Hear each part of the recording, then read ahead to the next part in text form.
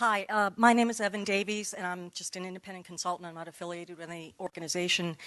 I really admire the work that you're doing to help foster children, and you've said a number of times that the children's lives is most important. We had a murder a little while ago where 17 people, including many kids, were murdered in their schools. And how do you reconcile the children's lives are most important with the comments you've made to the media about it's naive and premature to talk about gun control, and that it's culture and not guns that is causing these horrible things? I'll tell you exactly how I reconcile that. First of all, a month ago in Kentucky, we had a very similar situation. We made a very concerted effort to make sure that we removed the media circus from the healing process. So within 24 to 48 hours, you're probably not even aware, most people aren't, that I had a 15-year-old come into a school in Kentucky last month and shoot 16 children at point-blank range, 2 of whom died. A set of twins were both shot and taken to a level 1 trauma center. They lived. This is very real to me. I've sat with these families. You also probably are not aware of the fact that I've buried my oldest child. Died under different circumstances, but went to school and didn't come home. She was 17 years old. I know exactly, not exactly, it's not possible to know exactly what another person's going through, but I know exactly what it feels like to bury your oldest child. I know what the impact is on a family. I don't come at this with a sense of sympathy, but empathy. The point that I've made that's been largely misconstrued, I'll reaffirm with you and tell you exactly where it comes from. This idea, just as solving this issue is able to be solved with a single law or rule or change, is naive and delusional. And so we shouldn't allow ourselves to entertain naive and delusional thoughts. It is part of a broader construct, just as this issue is. And the point that I made, that I'll reiterate, is that if we think that a part of what we are seeing is not a cultural problem, we're kidding ourselves. And the point that I've made is this. What has shifted in the last 10, 20, 30, 40, 50 years? It's not the percentage of guns that we find in homes.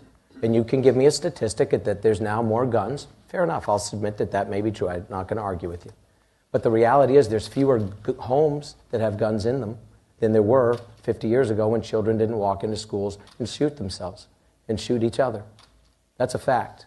You can confirm that. But I'll tell you this. When I was a kid, kids brought guns to school. Kids brought guns on the school bus. Kids brought guns to school in their own vehicles. Kids didn't shoot each other with them. So some things have not changed. What has changed? We as a culture, as a society, and it's very germane to this topic as well, we don't value human life like we did.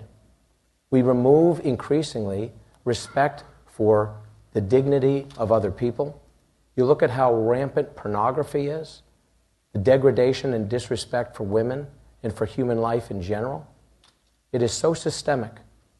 People of our age have not been exposed like our children have been. There's not a child in America that hasn't been exposed to pornography, I guarantee you, if they're above the age of 12. That's a fact. It is so systemic, it's horrific. And it desensitizes us at every turn. And so we're desensitized to the value and dignity of human life. We're desensitized through, and this is to the heart of what I said that you seem to take exception with, is that through violent video games, where literally you are encouraged, and you can roll your eyes all you want, man, but I will say this. You explain to me the value of a game that encourages somebody to go back and finish him off, where you get points for kill counts, and you slaughter people. We're desensitizing people to the value of life. And we see it through the lyrics in music, and we see it through television shows, and we see it through movies. We see it in the fact that the mores of this nation have changed. And we see it through the fact that we increasingly want to remove any sense of moral authority from everything. I'll tell you again, we could have 1,000 sidebars, and you could agree or disagree as it relates to what I'm about to say. But in a nation where over the last 40 years, we've aborted 50-something million children, and we have multiple states with medically assisted suicide being provided by doctors. At both ends of the life spectrum, we're losing the value for life that we once historically had. You can say that's good, you can say it's bad, but it's a reality.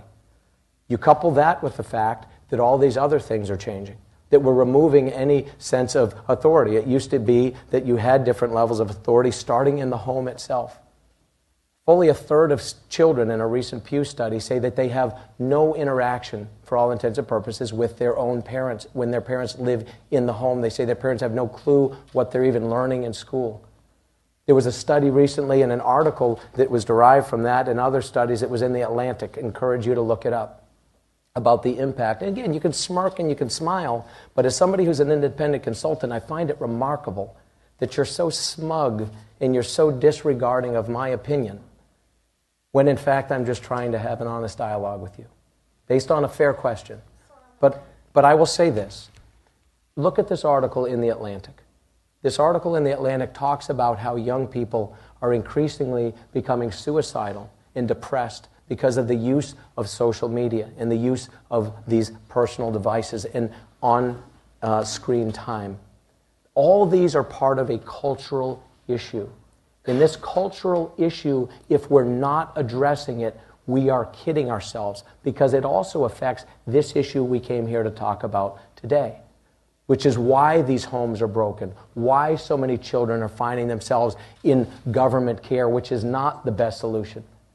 The government should not be raising our children, period. It just shouldn't. The fact of the matter is, we need people in the position like I am. And I had this same conversation less than an hour ago with the President of the United States. And I said to him, he should, I should. This whole room was full of cabinet secretaries and governors of other states. Those of us that are in a position of influence and the ability to say something, shame on us if we don't step up and call people to a higher authority.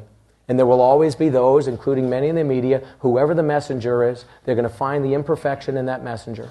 So if the messenger says we should do X, Y, Z as it relates to this issue or adoption and foster care, people will say, well, who is this person? They're an imperfect person. Well, so is every one of us.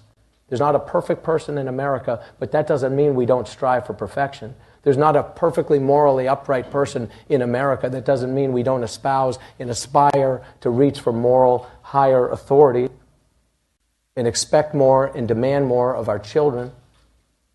Shame on us if we don't sound the alarm. You want to take any kind of morality and change the mores of a nation, remove any sense of higher responsibility, try to pin it on any one thing and assume the government and a piece of regulation and a rule is the solution, and then we're shocked when these things happen. We're kidding ourselves. Yes, sir.